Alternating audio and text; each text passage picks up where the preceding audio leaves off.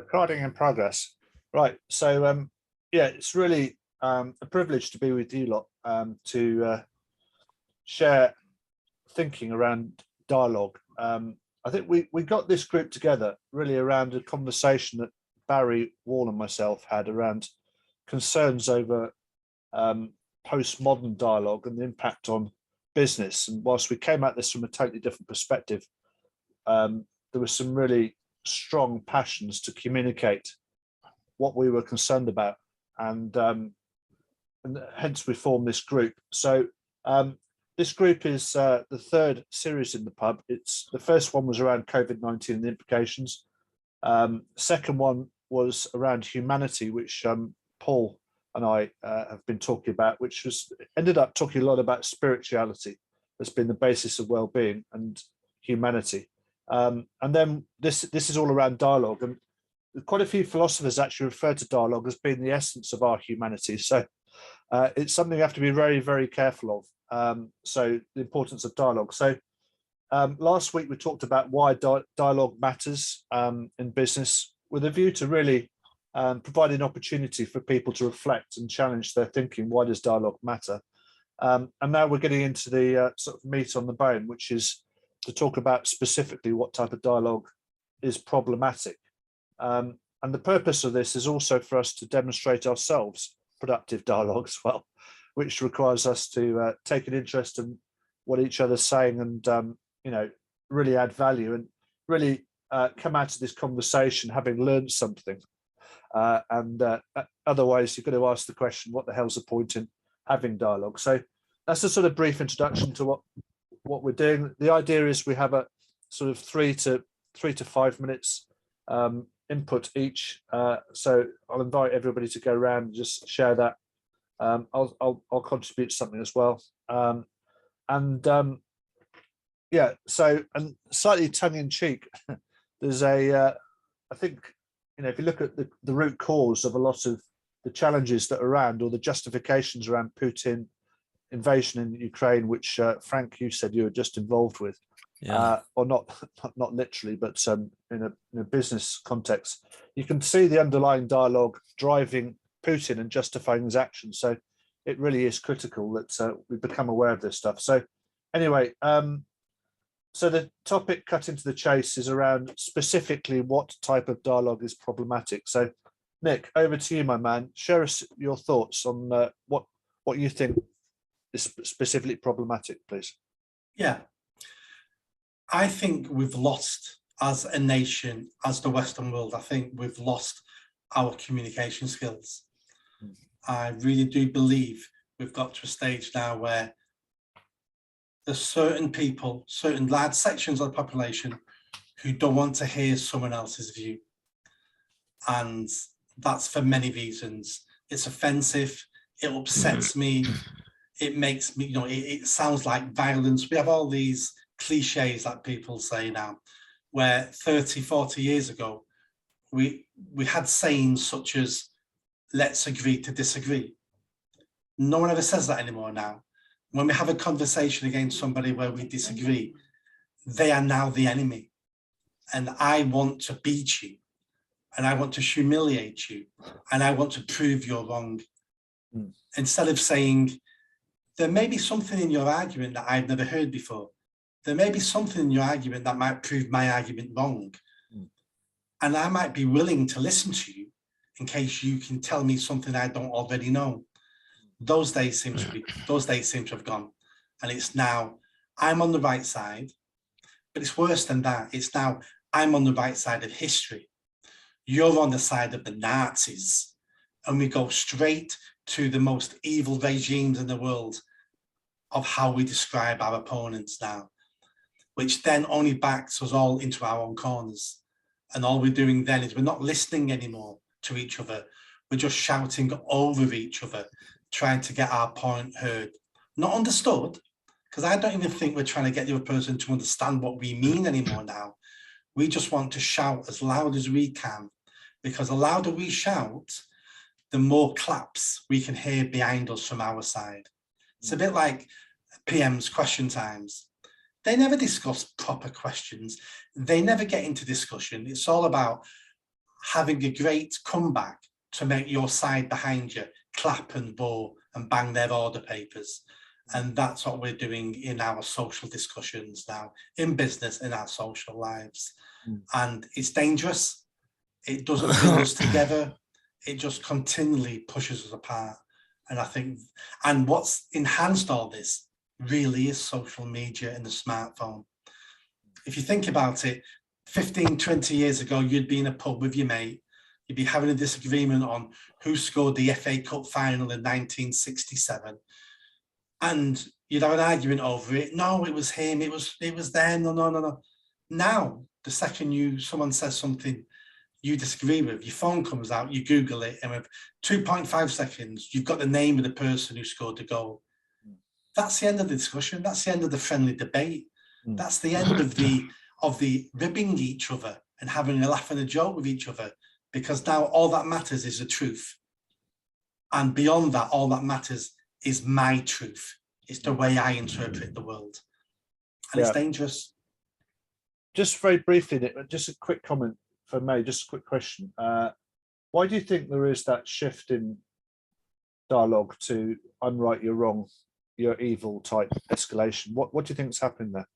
I think social media. I think it's been online, social media. Social media rewards you with clicks, with likes, with retweets for the things you say. And if you're being amicable, if you're being sensible, if you're trying to give someone room to talk and discuss something so you can find something else out, you get no reward for that on social media. And social media is addictive.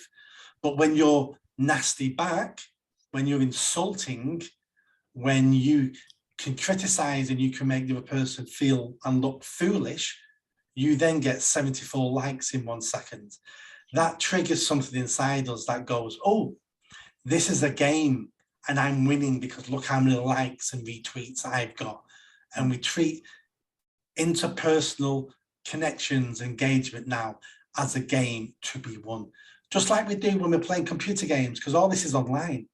It's basically a computer game that we think we're playing and we just happen to be the star of our own computer game. Yeah, it's quite unaccountable as well, isn't it? It's sort of unaccountable type of dialogue as well. Yeah, it is, because I can guarantee you will never say to my face what you will say to me online. Yeah, because in the real world, straight away your brain's going, I can get punched in the face for this. Yeah, and that's what controls a lot of our social interaction, is the threat of violence when you go too far. So especially men, we're quite careful sometimes what we say, what we do, because we always know this can resort to violence. But once you're a keyboard warrior and you're never going to meet that person, see that person, you can be king of the world and you can say what you want. There is no consequence. Yeah. Can I just add, it's like road rage times 10, isn't it? Because, you know, people are always braver when they're in the car and they can drive off quickly. But of course, they're even more brave when they're sitting on the other side of the world or wherever they might well be. Yeah. I think also dialogue has changed with culture and how people conduct themselves in the mix of people around that you're dealing with from different environments, etc. Yeah. So David, what's your thought? Thanks for that. What's your sort of 2 to 3 minutes of contribution? What are your thoughts? Yeah, I like what Nick said there, and I think what always comes to the word that comes to my mind is acceptance.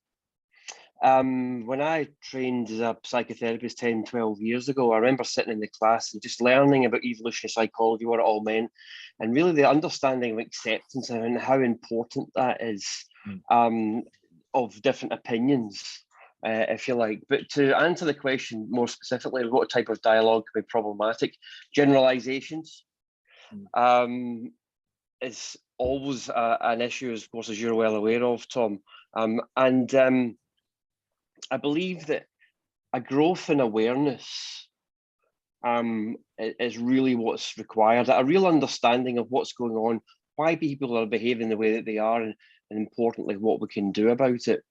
In terms of how the brain works, we talk about the stress bucket. If people are stressed, people are not feeling the way that they should be feeling, there's a reason for, they want to find a reason for that. They want to find something to blame. They want to find the reason. They want to find, why am I feeling the way that I am? Why do I have this rage within myself? Now, it's a specifically in terms of the way that people have been brought up. I've got a 10-year-old son sitting here, mind you, so I hope I'm doing a good job. But the way that the teenagers, early 20s, etc., the differences in the ways that they have been brought up and the entitlement, I think that's, so social environmental factors, I think that's been one issue, but because general society has been living a kind of an existential threat. So we need to put the blame on something. We need to find reasons for things. We need to find why people are behaving the way that they are, or why people are feeling the way that they are.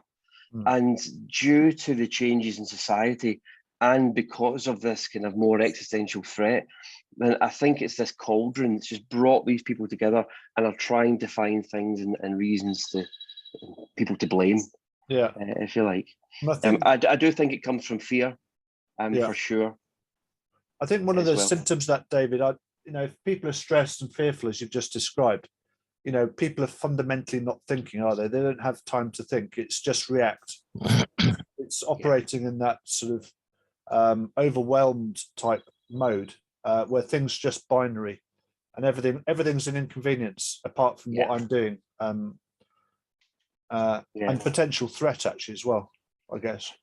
Yeah, it's the unknown threat. Go on, son. Go on. No, I'm just saying it's the feeling that there's an existential threat, not just the pandemic, but there's something inside me that is creating anxiety, and I don't know what it is, and I need to label it. I need to find something to label it. Yeah. On that note, actually, I invited Paul. Actually, Paul's a good friend of mine.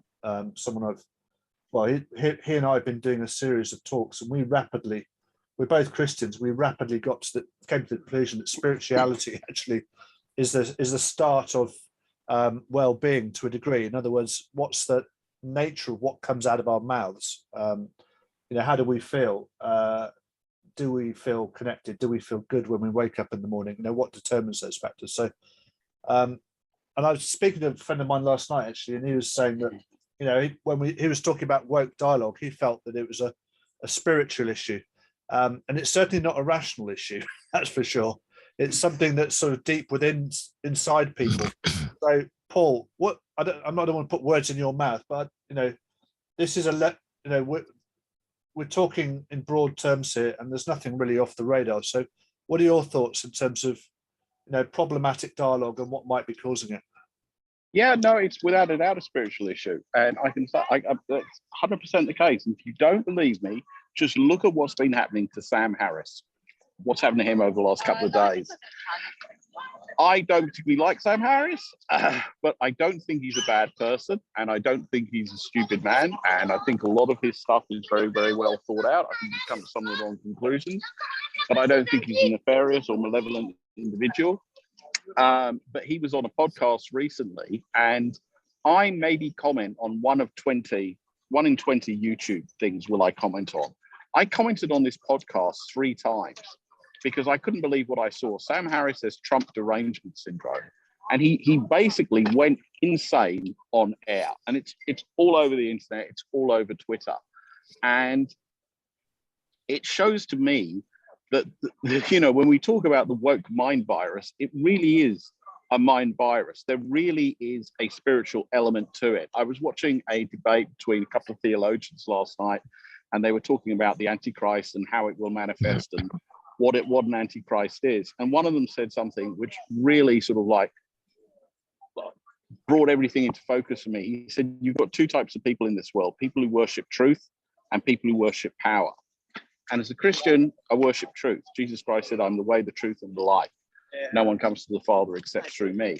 And that's why I believe that there's a man and a woman, and everything that's seen in the Bible is the truth. If you look at the other end of this political spectrum, it's all about power. It's all about what everyone said so far. It's a way of controlling people. It's a way of shutting down people. It's a way of canceling people. It's a way of beating down people. And I think, you know, if you ask me, you know, and I don't want to go full Alex Jones here, but I do think that the world is in a crisis mode at the moment. And I think that there is a totalitarian technocratic elite that does want control. And them, you know, their maxim is order through chaos. If they create enough chaos, they will be able to, they will be able to come and deliver order. And stuff like the pandemic and stuff like social media power monopolization have been very, very useful tools to create an environment of mass formation psychosis.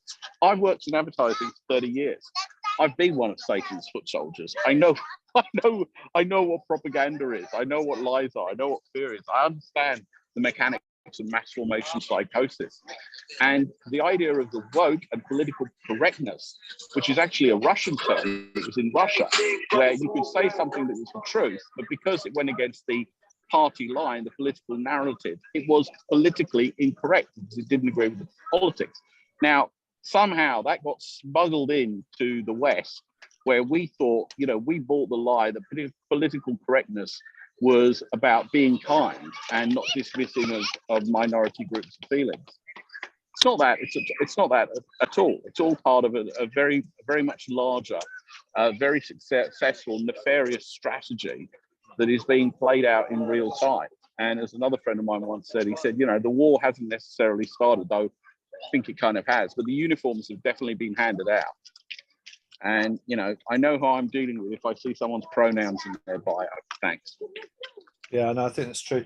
I think that, yeah, when you look back at the history of woke dialogue, and it is intentionally untruthful. And it goes back to, and it's exactly what you just described, Paul. It's like a web of lies that sits across society in order to get control. With a very specific set of mechanisms. So I think that's bang on the money. It's a shame Barry's not here because he's got a particularly interesting aspect on that. Anyway, so we'll have to make, thanks for that, Paul. It's great. We'll have to do with you, Nick, as a sort of replacement for Barry now, if that's okay. I think Nick Brown or Nick Buckley. Yeah, sorry, Nick Brown. Yeah. Yeah. Sorry, Okay. Nick. Sorry, Nick. Well, I'll do my best to live up to that. Yeah. So I think that it was interesting what Paul was saying, and I'm reminded of a saying that someone you know, an insolvency guy, said to me. He said the 10 most feared words in business are "I'm from the government, I'm here to help." And, this is this thing about people creating chaos and then coming in and creating a need for themselves. Okay. And I think this has got a lot to do with people sitting in judgment upon other people in order to avoid accountability. And I'm starting at the top of that. If I come back to the core question about the language within business, we spent quite a lot of time at London Business School talking about the consequences of asking the question, what if, rather than yes, but. And I've been thinking about how that works. And I think that if you say to somebody, what if, someone says to you, I think this, and you pursue the dialogue with what if, then the first thing you do is you start from where they're starting from, which is key. Because when you say, yes, but, you say, well, let's start from somewhere else, which is an attempt to exclude people. One of the things that we've talked about quite a lot, Tom, is this business about people who care. Yeah. And if you care about somebody, you will do them the courtesy of starting where they're coming from with a view to including and involving them in the process. Yeah. And this has got something to do with togetherness. And I'm thinking quite a lot about togetherness at the moment for my brand Care About and how that fits. And the thing about togetherness is that it's empowering. So it pushes power down an organization that builds trust, because by empowering people, and I think I sent the quote over David earlier about the Booker T. Washington quote about the best way to help someone is to empower them because you show that you trust them. And this is the start of a learning organization, which is Gary Hamill's thought process, who's the professor of strategy at Harvard, for those who don't know him. And I think that's very important, because when it comes to managing change and adapting to a changing world, if you haven't pushed power down an organization, then everything goes up to the top and all the way back down again. And by the time people have kind of taken ownership of it, 25 other people did it 5 years ago and you're already bust, which is why Gary Hamel says that successful organizations of the future will align the values of their brand with those of their staff and those of their customers. He says organizations that don't do that are bust already. They just don't know it. Okay. Going down the other side of that and just exploring the yes, but piece, the people that say yes, but are the guys that you say, what a lovely day. The sky's blue. And someone will say, no, it isn't. And we all know these people. They've often got .gov written in their email addresses. Okay. And these are guys whose agenda, and this comes back to the earlier conversations of both Nick and Paul, around a career approach to things rather than a caring approach to things, which has to do with beating people. And this has to do with this concept of hubris. And forgive me, I forget who mentioned this thing about the pleasure of enjoying somebody else's discomfort. But that's how Aristotle described it. He said hubris is not about doing something to solve a problem. It's about doing something to cause somebody else embarrassment and to find that amusing. And I think that this is a very strong defense mechanism for people who don't trust themselves or trust the people around them, who, as a result of that, are seeking to get paid for not solving problems, which in order for them to do that, they need to be unaccountable. And you become unaccountable, which brings me back to my earlier statement about I'm here from the government, I'm here to help. The one thing you know is they're not going to help, they're going to interfere, justify a job for themselves, and then cock it up. And off the back of that comes cancel culture, because they don't want to hear the other bits, because they don't want to start from where you're starting from. And they create victims, okay? By taking the ability away from people to help themselves, you create a victim culture. And this is where young people say, what is the point? And this is where identity politics comes from, because once you identify as a victim, the question isn't how do we work together to make something better that we can share in? The question becomes one of how do I make my case for the ever diminishing pot of money more attractive to the person who's handing out the money, the person who is sitting in judgment over me, than you are. And it sets one crowd off against another, and we have division as a result of that. And if Paul is right and there is some Machiavellian power that's doing this deliberately, then that's very worrying. I think it's also got to do with a lot more people who, coming back to our earlier conversation, Paul and Tom, about when people are born into a trust environment or not, as the case may be. I think people that aren't born with trust behave like this, and there's more of them than there are people who have had the opportunity in life to learn how to manage downside risk. And I think at the end of the day, what we have to do is we have to help people to help each other so they can learn to manage downside risk, so that they can create opportunities and build things which grow rather than compete to an ever smaller pot of money, which will end up in people fighting each other. And that's how I think it fits together. There are a number of other statements which people have made, which actually will help me think more about that model. And I've made some notes on it today, but that's my sixpence worth. Yeah. Thank you, Nick. Yeah, it's great. In terms of accountability, David, could you have, I'll go next. Could you just try and sum up some of the key points, please, at the end of this discussion? Thank you, Nick. That's really good. I think you're absolutely right, Nick. I think, if you look at the success of the human race, and going back to what you both, Nicks, we're entirely dependent upon each other. So the notion that somehow we can be self-reliant and operate in isolation is just really absurd. I think in a difficult time, though, it's quite convenient and quite easy to adopt the victim approach, because you're effectively normalizing a lot of things and externalizing responsibility, as well as creating a virtuous sort of a level of virtue and reputation for yourself, which is completely unjustified, which is a Jordan Petersonism, which I think is bang on the money. I think what I would like to talk about is company turnaround in the context of what happens in a company turnaround. What happens is basically you develop narcissism, and it's a really nasty problem because if it's a young person who's involved with a narcissistic boss, they can really trash someone's confidence for a very long time. And what does this look like? It tends to start off well, where the narcissist will draw you in with a whole raft of appetizing ways of getting you involved, but do a lot to try and entrap you.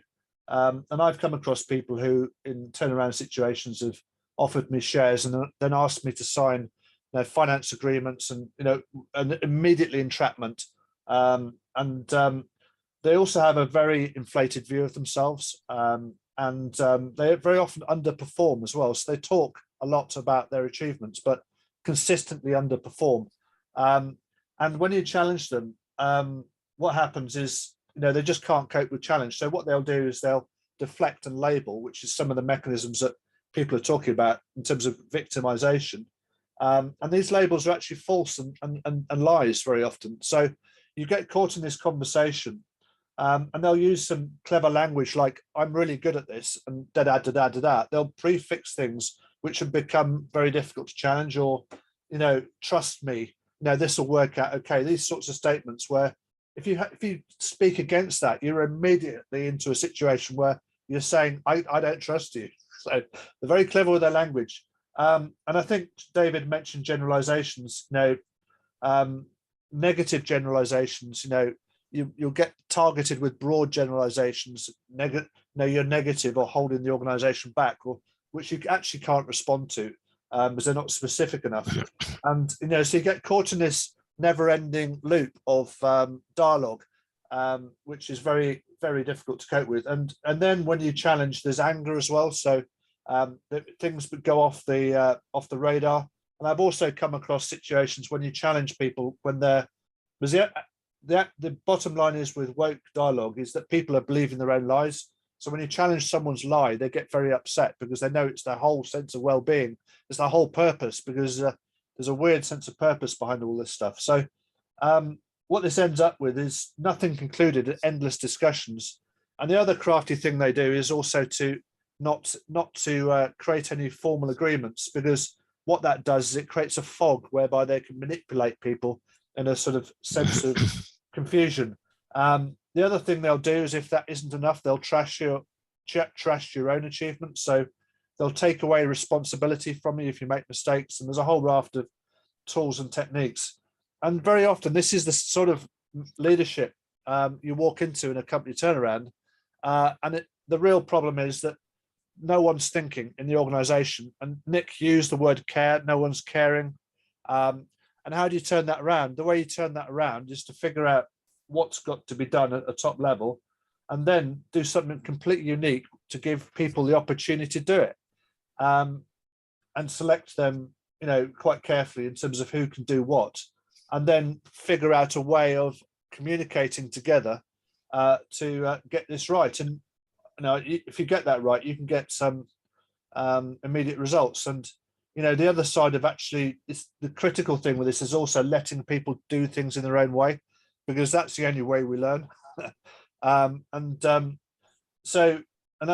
other concerning thing about narcissists as well is that they reject professional development. So I'm quite keen on professional development, including my own.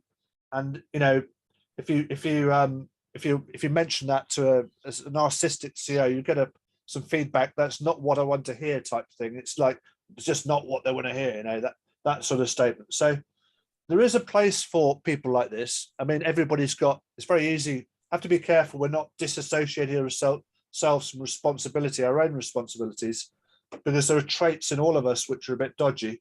But the critical thing is, if at board level, if this happens, you've got to have a resolute governance structure. You've got to have people who are, going to challenge people and hold people to account.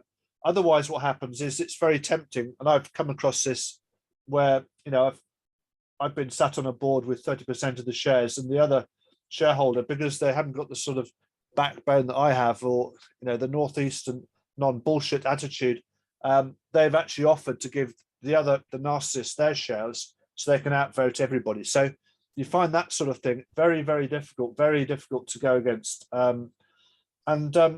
This creates businesses that are not scalable, very problematic, very high risk, normally don't make any money.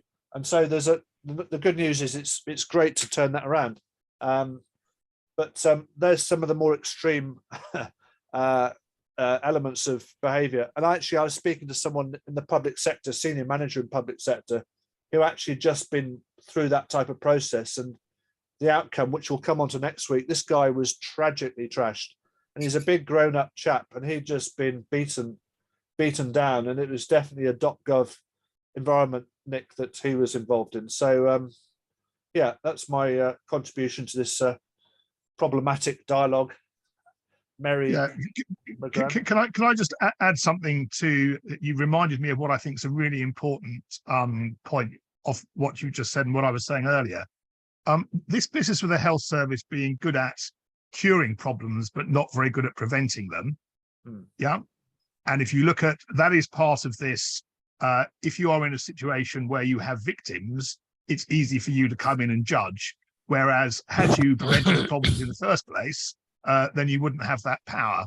And I think that there is a really important lesson there somewhere. Quite what we're going to do about it, I'm not quite sure. It's got to do with ground up change rather than top down control. Yeah. But the reason why we end up reversed into a corner where we have no option but to shout to help for somebody who has put us in that corner, that enables you to be a victim and them to have power over you, is very much a government type approach to the world. Yeah. And that fits in with what Paul Regan was saying around this is disingenuous and it's a deliberate strategy. We badly need to reverse that somehow. Yeah, I mean, just on that point now, I don't want to get involved in terms of what's the solution to this, but I'm bloody sure. I'm bloody sure I've got a pretty good eye of about 85% of what the solution is. The solution is to take new action and take responsibility and practice doing that in the context of your peers, and then you've got half a chance of undoing that, because you need to practice, but you also need to do it in the context of your peers. Otherwise, when you go back to the workplace, you just get mobbed and go back to doing what you were doing before, which is the essence. Here's Barry, fantastic. Better late than never. So yeah, for sure. But I think that one of the consequences of the shutdown is that people have been allowed to form those types of habits, and I think this stuff has definitely got worse over the shutdown. So fantastic. On that note, Barry, great to see you. It's good to see you haven't been shot in action. You've probably been strung up by your feet somewhere, have you, and someone been beating you? Yeah, no, just something that's occurred, unfortunately, on a personal level I had to deal with. It was all right. Yeah. Everything okay? Yeah, I'll tell you later. Yeah, cool. Anyway. Yeah, hi all. Hi. Hello. Hello. Hey, Barry. How are you all doing? Yeah, that's fantastic. Yeah, we're getting towards the end of the discussion, but really looking forward to what you've got. We're talking about problematic dialogue, Barry. Yes, that's a thing, isn't it? Paul Regan also talked about the history of problematic dialogue and the wokeness. That might be something you might like to talk about, but far be it from me to try and put words into your mouth. So over to you, my man. Well, you may or may not have seen my videos this week. The one in particular, which was a statement that came out from, for those of you that don't know, it's Manchester Pride this bank holiday weekend, which is one of the biggest festivals in Manchester. Nick will be aware of this because he's in Manchester. It brings somewhere in the region of between 15 and 20 million to the city over the space of the weekend. Wow. So it's a really huge deal. I mean, thousands upon thousands of people.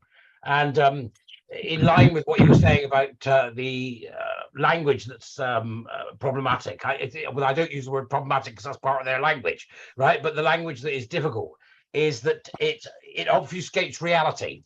So what it does is it complicates things to the point of absurdity, but it will do so with anything that's simplistic. So it simplifies the complicated and complicates the simplistic. That's what it does. Yeah. Right. So something that's incredibly complicated, like race relations or the relationship between men and women or anything like that nature, they will treat as if it's incredibly simple. It's all racism. It's all systemic. Yeah. Whereas something like sex, which we know to be simple because there's only two of them, it will complicate because it says that, oh no, there's multiple sexes and all it, all the stuff that comes with that. But they've written it's a cleverly written document, if you don't know what you're looking for, that has essentially forced the bars into Manchester into behaving in a certain way that I believe breaches the Equality Act. So I think there's going to be trouble along the lines of that. And that was all done through the obfuscation of language. So that these people, the bar owners who aren't up to speed on this stuff, you know, are not going to understand what it is that they've signed up to do. And they did so by couching it in language that makes it sound like everything they're asking for is reasonable. Yes, the complication with language is a huge issue because there are very few people that I know who can interpret it. Yeah. And it does need interpretation. Because what we would see as meaning one thing, they will use as meaning another, like anti-racism. Yeah. Who could not be anti-racist until you look and see what that actually means. The same with be kind's another one they use a lot, and love is love. You know, it's all these absolute obtuse, stupid certainties that are in fact deeply, in some ways, deeply entrenched in ideological thinking. That once you start using them, it's almost like you're giving fealty to that kind of argument. So it's a prevailing problem, and it's going to get worse. Yeah, brilliant. Did you by any chance get the time to watch the interview by Andrew Doyle that I put into the WhatsApp yesterday? Anybody? I didn't see that, Barry. You mentioned that. I didn't see it. Did anybody watch that one yet? About how the woke works? And he's I talking don't about think you put it in the WhatsApp. I think you put it. Yeah. Is that the one he did with Andrew Neil? Yes. Yeah, it's very good. Yeah. I've actually nicked it and stuck it in the appendix of my book.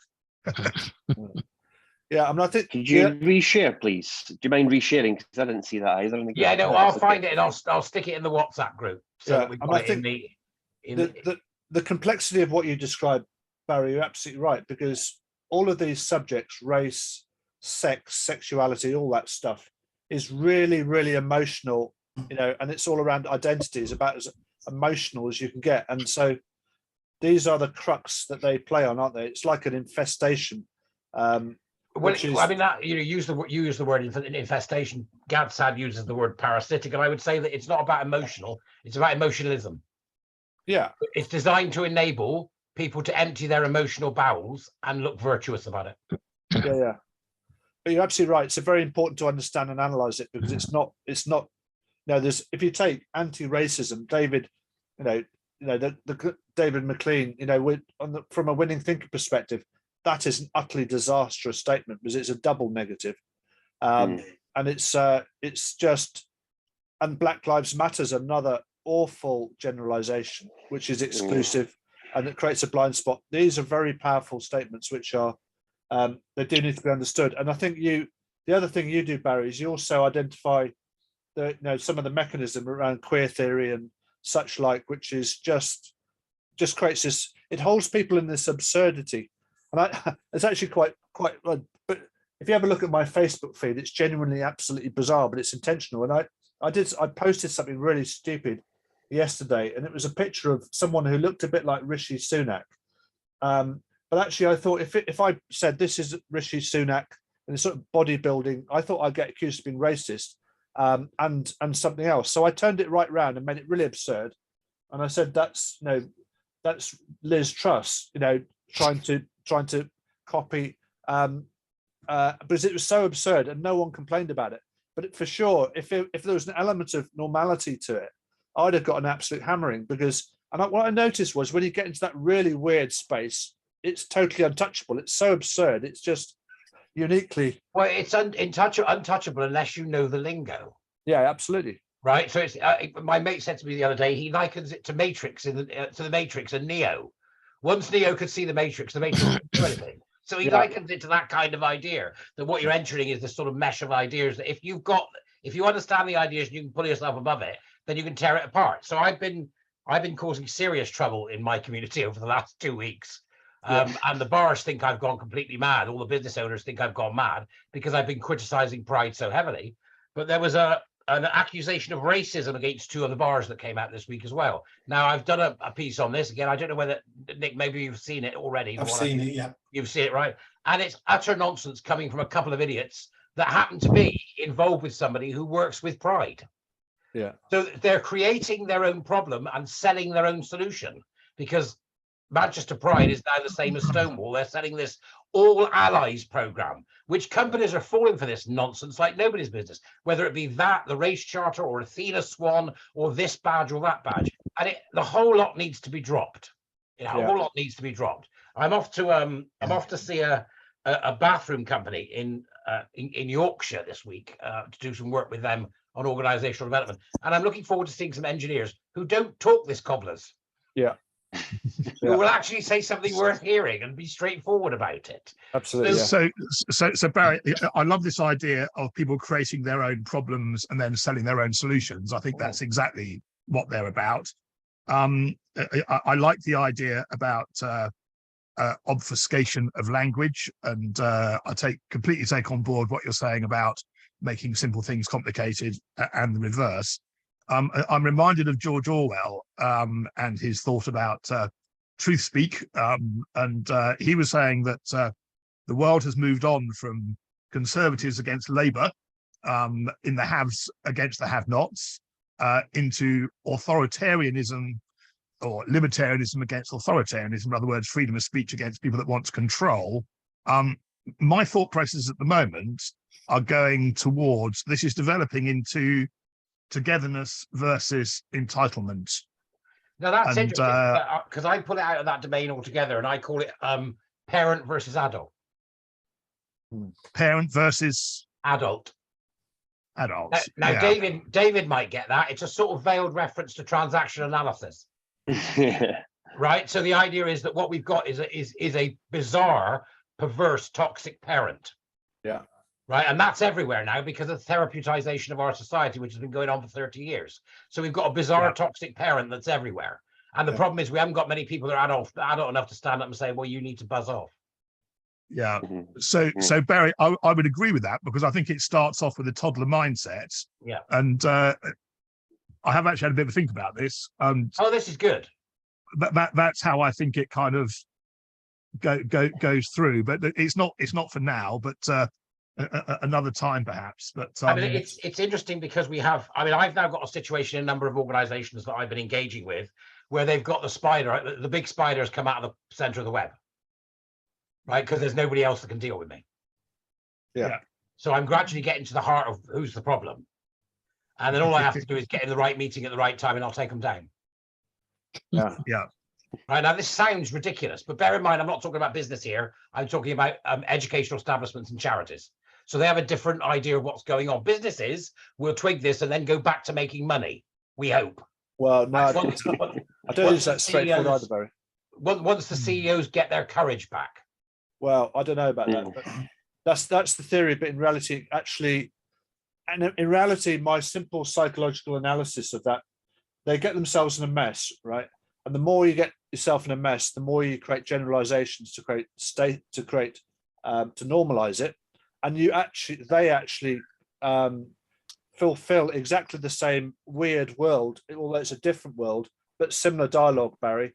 And everybody in the turnaround community, because that's my core business really, always talks about, what if we could engage earlier. But actually the fact is people haven't got the skills to engage earlier. And this is the reason why the winning thinking process comes into its own, because you simply cannot address this problem with a rational set of skills. You have to be able to understand the underlying thinking, and it's not rational. And we said before, didn't we? If you remember, you and I discussed the fact that there's only two ways that this is going to be handled because it's not going away, and that is either you get the infection and deal with it as an infection once you've got it, or you inoculate yourself against it before you get it. That's the only two routes. Yeah, and Paul actually you missed what Paul said, which is great, which is all around. There is a spiritual angle to this, I think, as well, Barry. It's almost, We've said this. It's a cult. Yeah, it's a cult. Yeah. It's a cult. Brilliant. Anyway, so every single tick box for a cult it's got. Yeah, absolutely. Yeah, brilliant. Yeah. So thanks for that, Barry. It's great. So Frank, what are any tidbits you'd like to share from your? I'm just fascinated and listening. I'm out of my league. Not at all, Frank. Not at all. Sorry about that. But that wasn't the intention, Frank. We're all pretty straightforward. Yeah. I didn't realize. Frank, why don't I believe you? Maybe it's us that's stupid, Frank. You never know. No. I'm stupid. Frank. Yes. Are you there? Right. I suggest that you buy a book called Counter Wokecraft. Yeah. What's it? Counter Wokecraft. Yes. which is exceptionally good at pulling some of this nonsense apart, as well as Douglas Murray's The Madness of Crowds. Yeah. I mean, my background is the last 15 years, I sit on boards of companies as a chairman and non-exec director, and have to deal with issues both local and international and political and purpose and values and all that type of. That is what I focus on mainly. And have you noticed, Barry, in terms of have you noticed some of the issues with the dialogue in your, when you've been trumping around in your wellies doing whatever you've been doing? What have you noticed? Oh yeah, I can spot it a mile off. No, sorry, Frank. I'm talking about Frank. Oh, sorry, right, Frank. Yeah. Have you noticed? Sorry, that's my mistake. Maybe I said Barry. Frank, have you noticed anything strange about the dialogue? No, are you familiar with the term woke, postmodern? Yeah, well, more or less, woke involves antisocial and racial issues mainly. Yeah. Does it sound dodgy to you, or how does it sound to you? It sounds dodgy, but I mean, at the end of the day, a lot of the issues come as the result of culture, because you're dealing across the world, and everybody's got their own view on dialogue, and based on their environment and what they've grown up in and how to deal with it, and the culture around them that permeates. And if you're dealing with dialogue across borders, you'll have different views, and your dialogue will come through differently, from my experience in dealing with it. That's an interesting point, Frank. I think, and one thing I would add to that, which you've obviously seen where this is going, that particular reasoning. Unfortunately, with woke, it's a template, so it doesn't matter what the culture. Yeah. Right. So that's why it's happening in Australia, New Zealand, Britain, Canada, Germany, and Stonewall have moved into India. So it's now happening in India. Can you imagine what this system of what is essentially creating castes with a hierarchy is going to do to somewhere like India? Yeah. It's going to be horrendous. So you're right in that it is a cultural issue, Frank, but it's not. It's a cultural template that allows people to adhere to a simple system that makes them stop feeling like their entire world is unanchored, because we're living in punctuated equilibrium. That's what it weirdly I think creates certainty as well, and it does. Yeah, which is very, very, the one thing that we will, if you take the reason why Nick Leeson drove Barings Bank bust, was because he was trying to reach a point of certainty, and people will do stupid things to reach a point of certainty, because we can't cope with uncertainty, as David McLean knows far better than me. So but I think your point, actually, I've just been working in the Middle East a bit, and you're absolutely right. I mean, it's almost like it's not infected at all, but yeah, I think Barry's right as well. I think it's distinct. It is a template. It could like COVID-19. It could be a cross-border problem. So, David, it's been a great discussion. We'd like to demonstrate your articulate nature and just land us perfectly in the oblivion. No pressure. Yes, absolutely. It's been a great conversation. Very good call again, with a variety of opinions and the different backgrounds, and gives a rich conversation. So victimization come up often throughout the call. How different factors, social, environmental, economic, can all play their part to create this perfect storm. Negative generalizations, how they come from a place of fear, lack of awareness, are very damaging to society and business. And also woke dialogue and how it stops openness and free speech. And spirituality has been brought up a few times. I didn't get a chance to talk about my side of it. I follow more Eastern, I'm not religious specific, I follow more Eastern cultures, and so differs, and I've had good conversations with Tom often about that. But anyway, in terms of what was talked about in the call, importance of spirituality and how that really can be the foundation of all change, and the emotional charge that sits behind the woke culture, and the importance of straightforward talk and how that can benefit everybody so much. Barry brought up parent versus adult, and the importance of the courage and the will to stand up for what's right. And I think just at the end there again, Barry, but the woke culture, that cultural template, it's something that I didn't know really, and just how this is spreading into the world, and how important it is to have these conversations. So yes, I've got a breaking story. Sorry, somebody's just sent me a breaking story. Civil servant is suing the Environment Agency because he was sacked, he says, because he refused to positively discriminate in favor of women. Right, so we're beginning to see these almost like a reversal of what you would expect. We're beginning to see these, and this is an indication that there is in the public sector and in the universities a beginning of a kind of fight back against woke. Yeah. And if it's in them, it will eventually reach business. That's what you said last week, I think, Barry, didn't you? Yeah. Sorry, go on, Frank. No, I just like your view. Would in terms of dialogue, if people fully understand as part of their purpose and value, what they stand for, would it help with dialogue? Are you asking me, Frank? I'm asking generally. Oh, right. Okay. Well, the answer to that question is a resounding yes. Okay. Right. So, but what you need to do, what you have to do in that event to achieve what you've obviously pointed out to be a very important part of this is that what wokeness does is it unanchors you from the normality of our roots. This is where the spirituality comes in, and the representation of Christianity through the ages, or any kind of idea about the Enlightenment and science and reality. So, but that requires you to start from the top and begin resolutely. And it's a painful process, and every business will have to take the hit. Yeah. It's the only way they can get rid of them. When Coinbase did what they did, when they recognized what was going on, and the guy from Coinbase is a sharp cookie, and because they're over in California, they're well ahead of the game from us.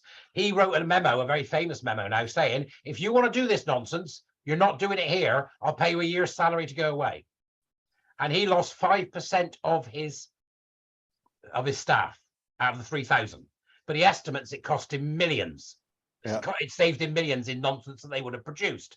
Now, there was a similar situation that happened at Netflix, which is a fascinating company who, when somebody doesn't do their job or isn't capable at Netflix, they pay them off with 6 months' salary and tell them to go away because it's cheaper than having an HR department.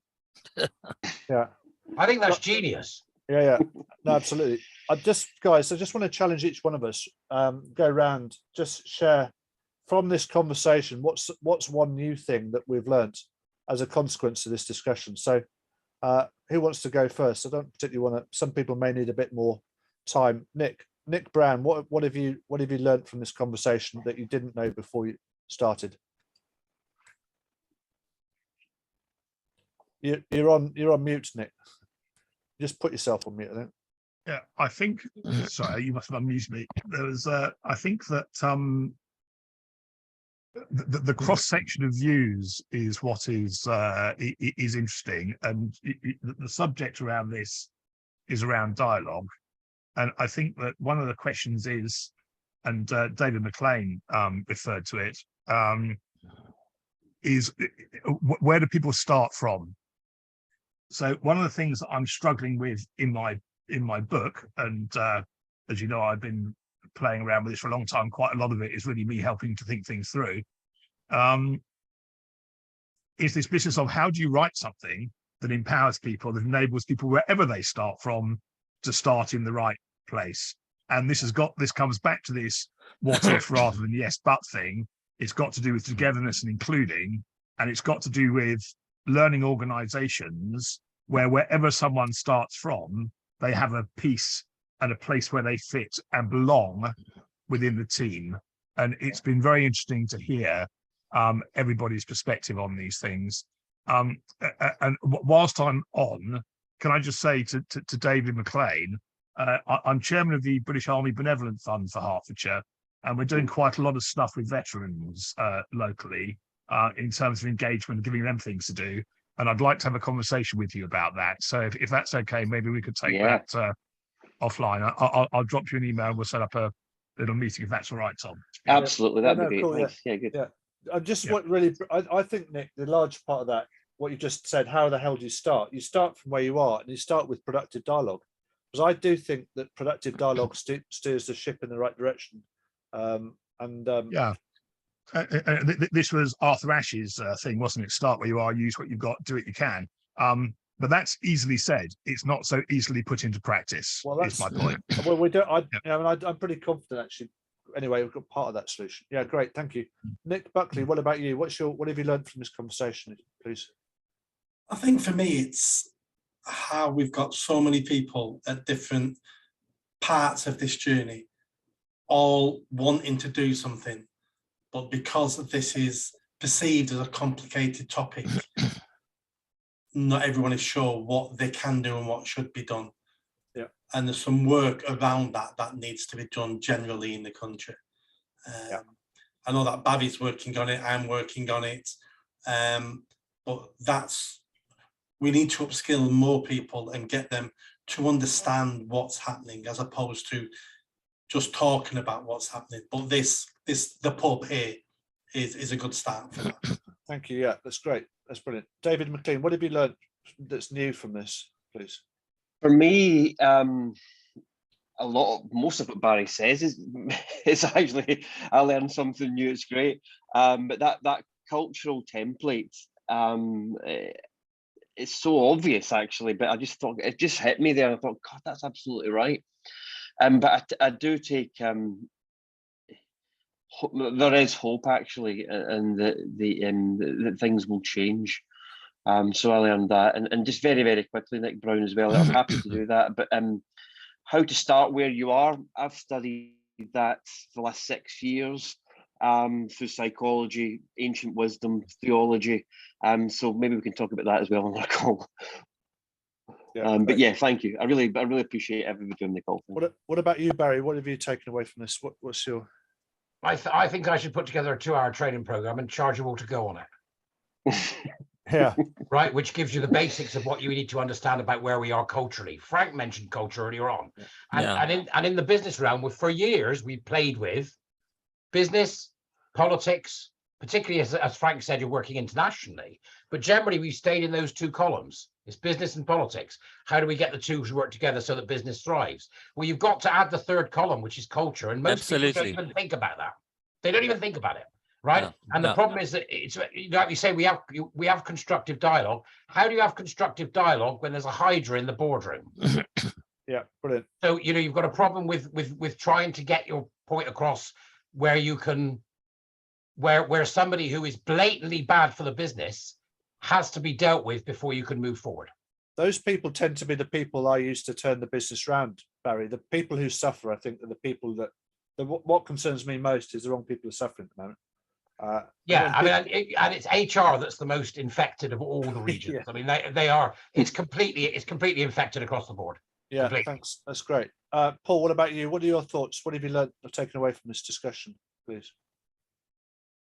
You're on mute, my friend.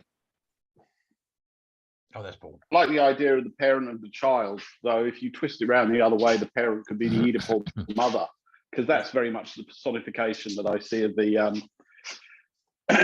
the woke archetype. It's like, it's